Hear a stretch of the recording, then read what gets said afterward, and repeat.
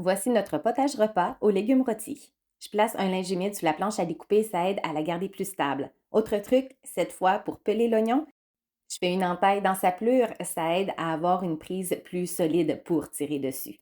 Je coupe l'oignon en deux, j'enlève l'extrémité non comestible, je coupe en deux et ensuite en quartier. L'idée, c'est d'avoir des beaux gros morceaux d'oignon. La taille n'a vraiment pas d'importance. Je mets ça sur une plaque de cuisson tapissée d'une feuille de cuisson réutilisable ou d'une feuille de papier parchemin. Je pèle des carottes, j'enlève les extrémités et je coupe en rondelles. J'essaie d'avoir des rondelles quand même assez minces parce que la carotte, c'est le légume qui va prendre le plus de temps à cuire dans ce potage-là, donc je ne veux pas prolonger inutilement la cuisson. Et je m'occupe maintenant des courgettes. J'enlève les extrémités, je coupe en deux simplement pour faciliter la manipulation. Je coupe en deux également sur la longueur de manière à obtenir des grosses demi-rondelles. Je les ajoute également à la plaque de cuisson des légumes et regardez déjà les belles couleurs qui s'accumulent. Je poursuis en beauté avec la tomate, je coupe en deux, j'enlève le cœur et je dépose à plat sur la planche à découper. Ça permet qu'elle soit bien stable pour ensuite la couper. Je la coupe sur la longueur et ensuite en plusieurs quartiers.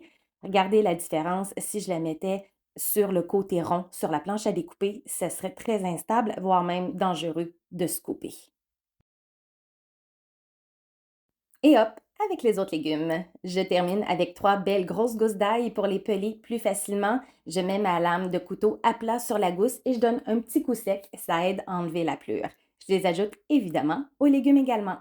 L'assaisonnement qui va avec ces légumes, ce sont des herbes de Provence séchées. Donc, je les saupoudre sur les légumes. Je mets aussi de l'huile d'olive. Et là, pour bien venir les mélanger, ce qui va le mieux, c'est d'utiliser nos mains. Donc, nos mains sont propres, bien évidemment, et on enrobe les légumes pour qu'ils aient de l'huile d'olive et des assaisonnements partout.